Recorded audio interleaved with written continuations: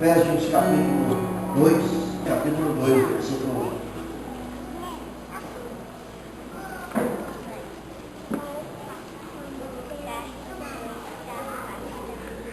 1. Ele vos deu vida, estando vós mortos nos vossos delitos e pecados, os quais andastes outrora, segundo o curso deste mundo, segundo o príncipe da potestade do ar, do espírito que agora atua nos filhos da desobediência, entre os quais também todos nós andamos outrora segundo as inclinações da nossa carne, fazendo a vontade da carne e dos pensamentos. E éramos, por natureza, filhos da ira, como também os demais. Mas Deus, sendo rico em misericórdia, por causa do grande amor com que nos amou, e estando nós mortos em nossos delitos, nos deu vida juntamente conosco. Pela graça sois salvos. E juntamente com Ele nos ressuscitou e nos fez assentar nos lugares celestiais com Cristo Jesus, para mostrar nos séculos vindouros a suprema riqueza da sua graça, em novidade para conosco em Cristo Jesus. Porque pela graça sois salvos, mediante a fé. E isso não vem de vós, é dom de Deus. Não de obras, para que ninguém se glorie, pois somos feitura dele, criados em Cristo Jesus para boas obras, as quais Deus de antemão preparou para que andássemos nelas. Para que andássemos nelas. Glória a Deus. Jesus é o único remédio para a nossa vida.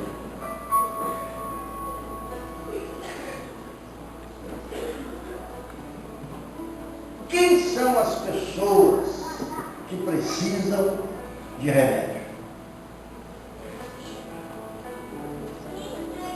Claro que você não precisa responder isso para mim, mas com certeza tem muita gente aqui precisando desse remédio.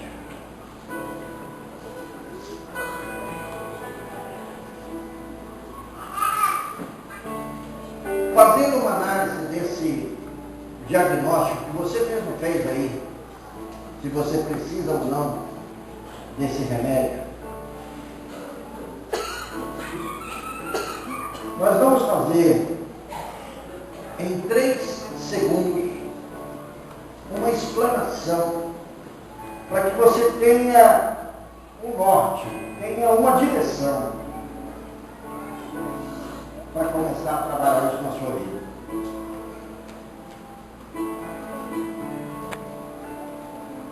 Três segundos. O primeiro segundo está exatamente no versículo 2 do texto que nós lemos. Aqueles que andam segundo o curso dessa vida. Esse é o primeiro segundo.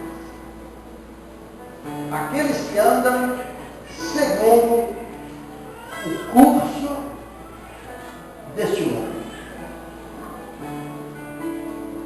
E aqui nós podemos colocar como tema principal nesse primeiro segundo é que a influência do mundo para a sua vida é pecaminosa. A influência do mundo na sua vida é pecaminosa.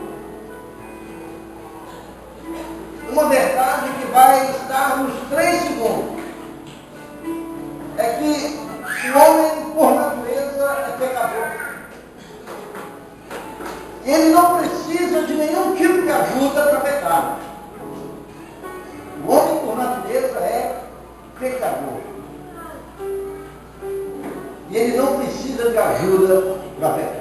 Mas é inegável, é inquestionável que a influência do mundo altera potencialmente a quantidade de pecado que você comete e o nível de pecado que você comete. A influência do mundo. Muitas coisas, muitos mecanismos o mundo vai usar contra você para que você se torne um tremendo pecador. Tem coisas normais aí que a gente convive com elas todos os dias: televisão, rádio, internet, cinema, livros, pessoas, lugares, filosofias e um monte de outras coisas nós poderíamos enumerar, que são oriundas do mundo e que exercem uma influência violenta no nosso ser, nos fazendo pecar constantemente. Então nós temos a nossa natureza pecaminosa, como se não bastasse. O mundo exerce esse fascínio pelo pecado em nossa vida. O mundo é o primeiro segundo daqueles que precisam ressurgir ou ressuscitar essa noite. Daqueles que estão mortos em seus delitos e pecados.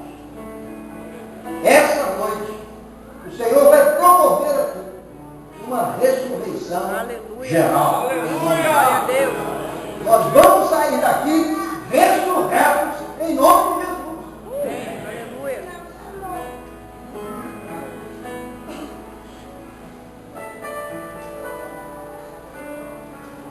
Se você fosse pecar sozinho, você não pecaria tanto quando vem essa ajuda infernal do mundo, essa ajuda terrível do mundo. E sem tantos estímulos, sem tantas motivações, tanto a sensualidade como a imoralidade, a prostituição, o egoísmo, o ódio, inveja, sem dar tanto estímulo a isso, você, sendo influenciado por ele, você se torna um pecador que caminha por esse viés do pecado, trazendo consigo todas essas mazelas que rotulam a sua vida como um grande pecador. Um grande pecador. E nós sabemos que é a mesma coisa que empurrar um caminhão ladeira abaixo. Você sabe que quando você é influenciado, o mundo toma um espaço considerável na sua vida, as coisas ficam sem controle.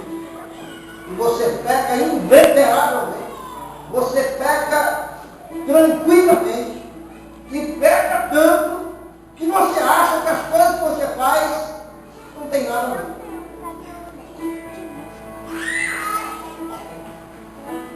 Estamos mortos dos nossos delitos e pecados. E quando andamos segundo o curso desse mundo, nós somos ainda muito mais pecadores. O curso do mundo é exatamente esse aí, voltar as costas para Deus, rebeldia, inimizade contra Deus, é dizer para Deus que você não precisa viver na dependência dele e vai para ele. 1 João capítulo 5, versículo 19 está escrito assim: o mundo jaz no maligno. Então por que eu estou caminhando com em busca de santidade, em busca de uma vida que aponte para Deus, eu vou me associar ao mundo. Qual é, ou qual seria a vantagem que eu iria levar me associando ao mundo? Você pode viver lá, estudando, trabalhando, fazendo tudo que você tiver que fazer lá, sem ter nenhuma ligação de alma com o mundo. Glória a Deus. Porque você pode se posicionar. O mundo pode conhecer você como um grande servo de Deus. Aleluia. E aí você fecha as portas, você tapa as brechas, para que o mundo não exerça nenhum tipo de influência na sua vida. E aí você começa o caminho de volta, o caminho da ressurreição, o caminho de mortificar a sua alma, a sua carne, o seu eu, a sua vontade, e dizer agora, o mundo já não tem influência na minha vida.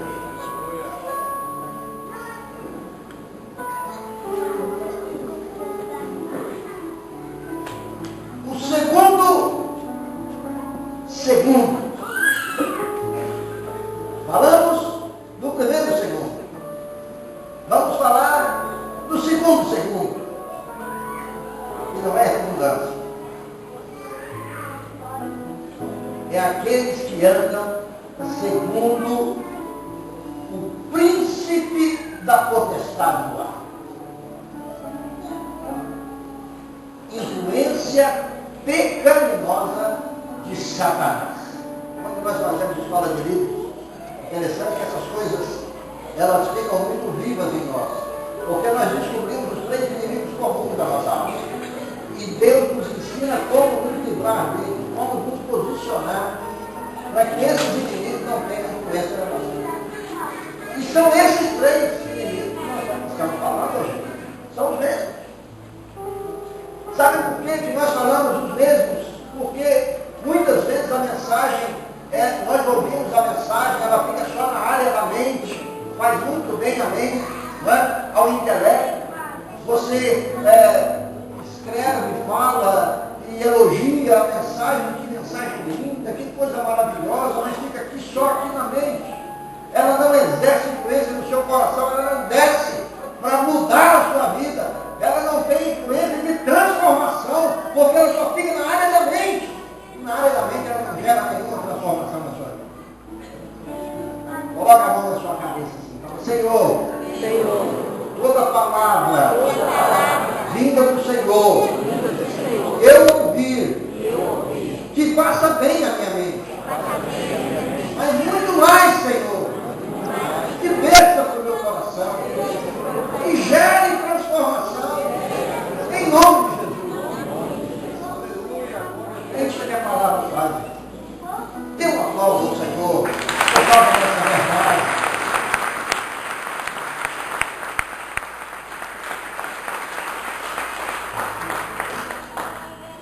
Aqueles que andam segundo a potestade do ar, segundo a influência de Satanás. A mesma verdade do primeiro segundo é que o homem é pecador por natureza. E ele não precisa de nenhuma ajuda externa para pecar. No entanto, é inegável, é inquestionável que a influência de Satanás na sua vida potencializa a sua vida de pecado. O diabo, ele tem todas as estratégias para te fazer pecar. O diabo, ele é astuto, como diz Paulo, para que nós não, ele dizendo, advogado, ele fala, não despreze, não ignore as astúcias de Satanás. Ele não é bobo, ele conhece você. Quando você diz assim, o diabo não sabe o que eu penso. Claro, ele não tem os atributos de Deus. Ele não entra na sua mente para saber o que você pensa, como Deus faz.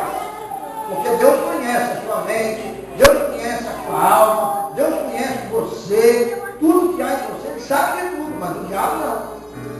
Mas deixa eu te perguntar, quando você está com ódio no coração, você fica com esse ódio só lá dentro da sua alma escondido, ou você expressa através de uma expressão facial?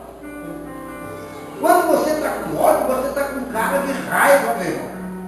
E isso o diabo sabe. Quando ele olha para você, ele olha para os seus olhos, ele sabe o que está passando no seu coração. Não é que ele sabe somente, não, mas pela expressão do seu rosto. Olha como é que nós precisamos vigiar. Pela expressão do seu rosto, o diabo sabe o que está passando com você. E é exatamente aí que ele vai começar a ingerir as artimanhas dele. Se você está com ódio, ele vai colocar perto de você uma pessoa para que você desabafe e essa pessoa alimente o ódio que tem no seu coração. Ele não vai colocar você de frente a uma pessoa que vai arrefecer o seu ódio, que vai te trazer uma palavra tranquila, branda, para que o ódio saia do seu coração. Não, ele vai alimentar. Quando você tem alguma coisa que fala mal do pastor, por exemplo, ele vai fazer com que você chegue perto de uma pessoa que tem a mesma visão. E vai alimentar o coração daquela pessoa, e aquela pessoa vai alimentar o seu coração, aí serão dois que odeiam o pastor. O diabo, ele sabe como trabalhar. Vocês conhecem aquela história daquela senhora da igreja que não falava mal de ninguém? Claro que eu conheço, eu já contei. Mas vou contar de novo. Como ilustração desse texto.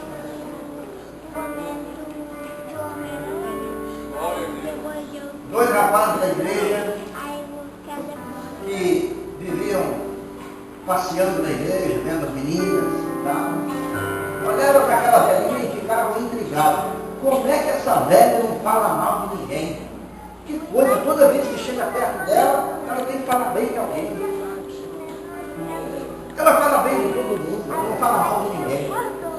Aí os meninos, vamos bolar um esquema para ela começar a falar mal de todos. Aí chegaram perto dela e começaram a falar mal de uma pessoa que não era da igreja, mas que fazia muita coisa contra a igreja. E ela acabava dizendo que aquela pessoa pode ser transformada. E ela pode ficar numa posição tranquila e acaba dizendo coisas boas a respeito dessa pessoa. E muitas tentativas, eles não conseguiram nada. Até que um deles falou assim, hoje nós vamos chegar perto dessa velha e vamos falar mal de uma pessoa que não tem jeito. Desse, ela vai ter que falar mal. E aí começaram a conversar com ela e começaram a falar do diabo. O diabo faz isso, o diabo faz aquilo. E o que a senhora acha do diabo? Ela disse, ó meu filho, ele trabalha.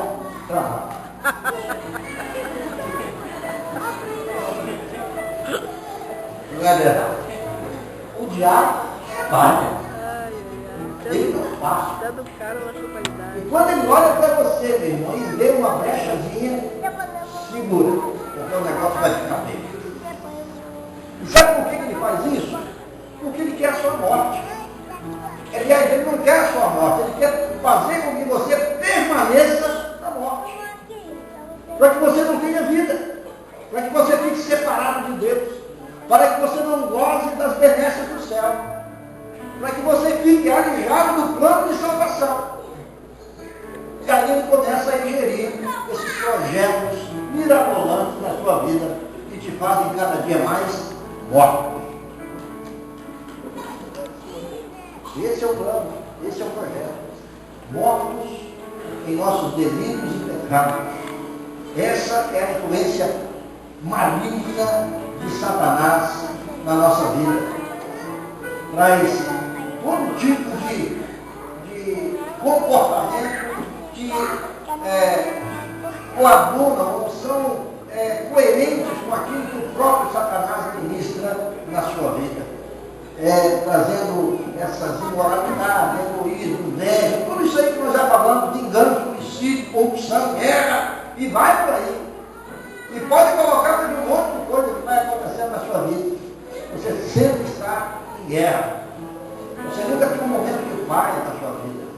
quando você recebe ingerência ferrenha de Satanás. E a proposta de Jesus é exatamente outra. Deixe-nos a paz, a minha paz vos dou. Não vos a dou como o mundo a dá. É exatamente isso aí. O mundo vai te dar uma falsa paz. O diabo vai trazer guerra na sua vida. Guerra. Mortos nos delitos e pecados. Lá em Atos capítulo 5, no versículo 3, Pedro diz assim: Ananias, por que encheu Satanás o seu coração para que mentisse ao Espírito Santo? Por que você deixou Satanás mentir ao seu coração? Uma das coisas que o diabo deve fazer conosco é nos colocar em crise.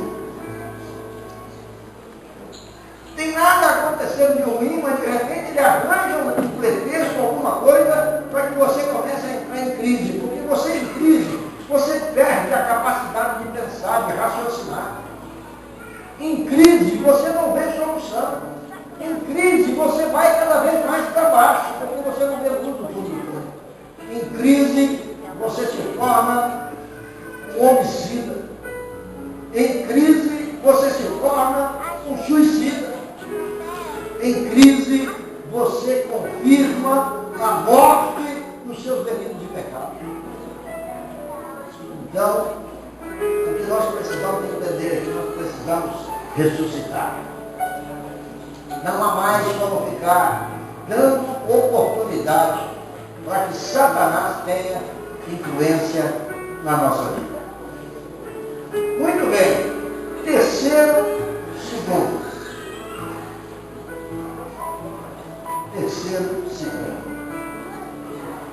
Aqueles que andam segundo os desejos da carne. E aí, nós podíamos aqui ficar a noite inteira falando sobre esse terceiro segundo. Primeiro segundo é a influência do... Muito bem. Quase todos entenderam a mensagem. O segundo é a influência de... Muito bem. Está mais perto do que a gente lembrou. E o terceiro segundo é a influência da carne. A influência da carne. É a influência pecaminosa da carne. Fazendo com que a sua morte ela esteja cada vez mais morta. A mesma verdade do primeiro e do segundo é que o homem é pecador por natureza e não precisa de ajuda nenhuma para pecar. Eu acho que eu falei essa coisa 3 vezes. E é porque Deus está querendo fixar isso na sua mente, no seu coração. O homem é pecador por natureza. E ele não precisa de nenhum tipo de ajuda externa para pecar. Entenderam isso? Como é que eu vou permitir que coisas externas venham potencializar o meu pecado? Não há necessidade disso. Eu já tenho a minha natureza pecaminosa. Eu já sei o caminho que eu preciso tomar para que haja arrependimento e cura. Eu não vou permitir que nem o mundo, nem o diabo e nem a carne venham potencializar o meu pecado. Eu vou ser uma pessoa intransigente com relação a isso aí. Eu vou me posicionar e não vou permitir que essas coisas venham trazer mais desgosto e mais morte para a minha morte. É necessário que haja vida. E essas mesmas coisas que acontecem, os desejos da própria carne sobre nós, sobre a sensualidade, sobre imoralidade, sobre egoísmo, ódio, inveja, preconceito, vingança, homicídio, corrupção, guerra, mentira, vícios. Eu sei que nós podemos botar mais um caminhão de coisas aí, que são as concupiscências da carne. São os desejos incontrolados da nossa carne. E uma das coisas mais terríveis que acontecem na nossa vida, dando vazão e dando ocasião à nossa carne, é quando nós começamos a nos afastar de Deus. Nos afastar de Deus. Por quê? Porque a promessa do Senhor para mim é que me daria salvação a partir do momento que eu me negasse a mim mesmo. Se eu atendo aos anseios da minha carne, eu estou pegando o caminho inverso. Eu estou satisfazendo as minhas próprias vontades. E aí eu bato de frente. Eu estou em rota de colisão com aquilo que Deus, que Jesus projetou para a minha vida. Então aí, se eu atendo aos apelos da carne, eu estou alimentando de uma forma terrível a minha morte. Para que eu continue cada vez mais forte, para que eu continue cada vez nos meus delitos, nos meus pecados, eu não tenha a salvação em Cristo Jesus. Claro, eu estou falando para crente aqui, mas de repente tem pessoas que ainda não tiveram a oportunidade de conhecer Jesus de fato. E talvez hoje você está ouvindo coisas que vão te ajudar a entrar no caminho que revele a você a verdadeira ação de Deus na sua vida para que haja ressurreição. Porque quando você aceita Jesus, nada mais é do que uma ressurreição. É o renascimento e a regeneração, é o nascer de novo. E é isso que Deus está querendo fazer conosco hoje, por todos nós. Se eu ainda estou muito vivo, se eu ainda estou muito desejoso de coisas terrenas, de coisas daqui da terra, que não tem nenhum valor celeste, nenhum valor perene, se eu me pego muito a isso e essas coisas me prendem, me amordaçam, é hora de eu começar a repensar na minha vida como servo de Deus. Porque aí é uma clara visão de que a carne está tendo proeminência na sua vida e você está aprendendo muito mais aos apelos da sua carne do que aos apelos da palavra de Deus. Então, hoje o Senhor quer mudar essa história na nossa vida. A carne vai fazer você pecar muito mais do que sua própria consciência gostaria. Aprendemos que muitas coisas que apontam para Deus ficam subjugadas em nós. Você às vezes tem até vontade de vir para a igreja. Você tem até vontade de entrar numa célula, de dirigir uma célula, de fazer algo para Deus que realmente tenha peso de glória. E você deseja aquilo porque há em você um espírito que Deus criou e que aponta para Ele e que deseja fazer a vontade dele. Mas o problema é que a alma está sendo muito alimentada pelos desejos da carne. E ela se torna muito mais forte em você do que o desejo de fazer a vontade de Deus.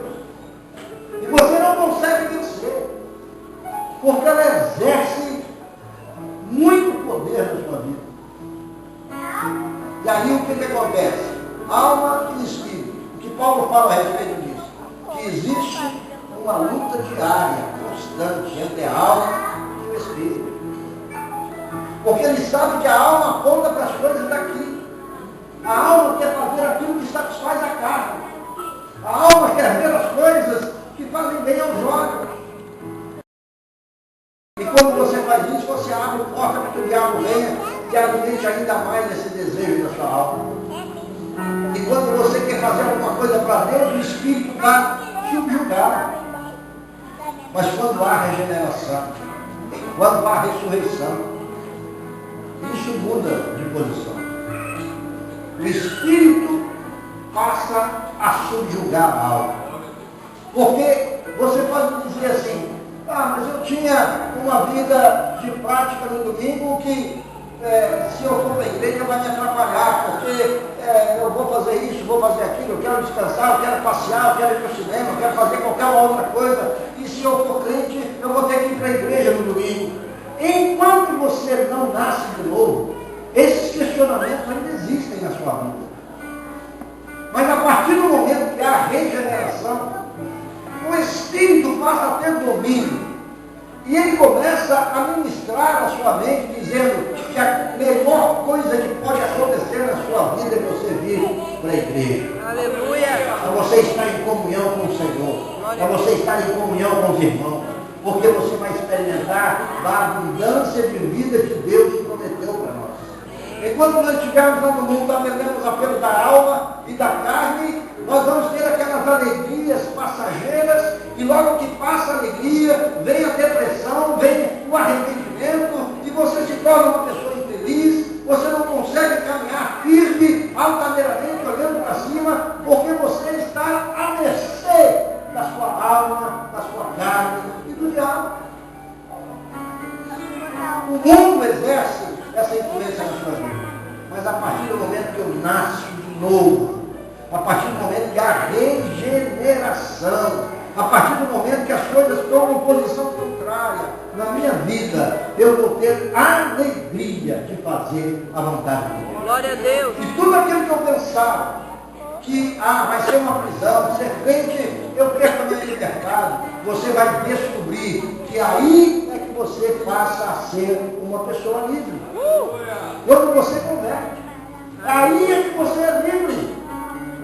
Então hoje, o que nós estamos falando aqui, o que Deus está ministrando ao nosso coração, que chegou o momento de tomarmos uma posição de guerreiro diante dele e dizer que você não quer mais permanecer nesse estado de torpor na sua vida, de sono que você não consegue acordar dele, é como se fosse um coma profundo. O Senhor quer nos acordar desse coma. Ele não quer que nós permaneçamos vegetando com uma morte iminente, com uma coisa que vai levar para o inferno, que não vai nos trazer alegria, e Ele quer transformar isso na nossa vida e fazer de nós as pessoas mais felizes da terra. Aleluia. É isso que Ele planejou para mim, é isso que Ele planejou para vocês. Porque não existe nada mais importante na nossa vida que traz mais alegria ao nosso coração do que estar no centro da vontade de Deus. Glória a Deus. Você no centro da vontade de Deus, você é uma pessoa feliz. Você passa daquelas coisas que podem ser condicionais para coisas que têm valor perene, que não acabam mais. Porque o condicional te traz aquelas alegrias passageiras. Agora as coisas perenes, elas têm valor eterno, valor de glória, peso de glória. E você começa a olhar para o Senhor, e você começa a vislumbrar o grande arrebatamento da igreja. Você começa a vislumbrar os céus. Apocalipse capítulo 21 passa a ter uma visão extraordinária para você, porque você começa a viver o céu, ainda que você começa a experimentar as coisas do céu, ainda que. É por isso que a Bíblia diz que quando você faz a vontade de Deus, você experimenta as coisas do céu. Você começa a experimentar as coisas que o Senhor está preparando para você. Então, meu irmão, que essa noite o Senhor nos dê indignação de darmos lugar ao mundo, à carne e o diabo. E que nós possamos entender que o Senhor gera em nós hoje uma nova vida. E que você vai sair daqui desse lugar hoje com uma visão totalmente mudada a respeito da sua vida, a respeito da igreja, a respeito da sua liderança, a respeito das coisas lá de fora, do seu trabalho, da escola, das coisas que você faz, da sua empresa. Deus vai te dar uma nova visão das coisas, porque o que Deus vai fazer é fazer com que você comece a olhar com os olhos de Jesus, ao invés de olhar com os seus próprios olhos. Você vai viver olhando com os olhos de Jesus. Vai apalpar com as mãos de Jesus. E vai andar com os pés de Jesus. Aleluia. É isso que vai acontecer conosco. E a partir daí, picuinhas não vão ter mais lugar na minha vida. Eu vou viver intensamente a obra de Deus. O que Deus tem para a minha vida. O projeto que Ele tem para mim. Se eu sou um líder de célula, eu vou ser o melhor líder de célula que tem. Se eu sou um líder do grupo de 12, eu vou ser o melhor líder do grupo de 12. Se eu sou um discípulo, eu vou ser o melhor discípulo. Porque hoje eu nasci de novo. Hoje eu ressuscitei. Eu não vou deixar que nada, que nem o mundo, nem a carne, nem que o diabo tenha mais influência na minha vida. Eu vou viver com o meu Jesus e para o meu Jesus e fazer a vontade dele e estar no centro da vontade de Deus. Você quer isso para a sua vida? Fique de pé. Vamos orar. Aleluia! O homem natural. O homem natural. Ele está mesmo morto em seus delitos e pecados, arrastados pelo mundo, por Satanás e pelo desejo da sua carne, da sua alma. Ele está perdido e está inseguro. O único remédio que pode trazer vida, nos regenerar, é o Senhor Jesus. Deus seja louvado na sua vida, meu. Porque hoje você está um homem e uma mulher regenerados em nome de Jesus. Amém?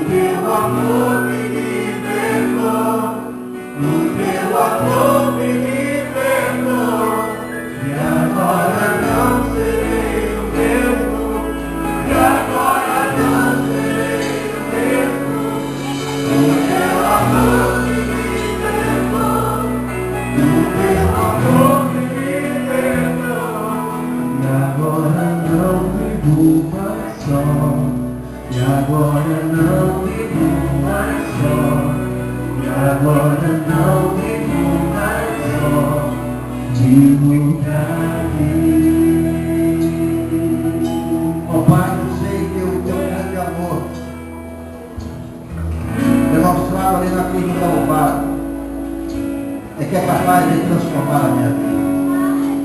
Por isso eu clamo para que esse amor do Senhor entre no meu coração. Me transforma, Deus, e me faça melhor. Que haja novo nascimento dessa vida. Que haja regeneração. Deus, que nós possamos estabelecer uma guerra contra o mundo, contra a carne e contra o diabo. Ó Deus, e não permitir que eles exerçam influência na nossa vida. E nós seremos, ó Pai, somente guiados pelo Teu Espírito, pelo Teu amor, pela Tua graça. E certamente, ó Deus, vamos fazer aquilo que agrada ao Senhor. Estaremos no centro da Tua vontade. Nós abençoamos a Tua igreja e declaramos que essa noite, Pai, houve ressurreição nesse lugar. Os mortos ressurgiram. Aqueles que estavam mortos por delitos de pecado, vamos experimentar uma nova vida em Cristo. Vamos experimentar uma nova vida de alegria, de paz, de harmonia, de prosperidade, na Tua presença.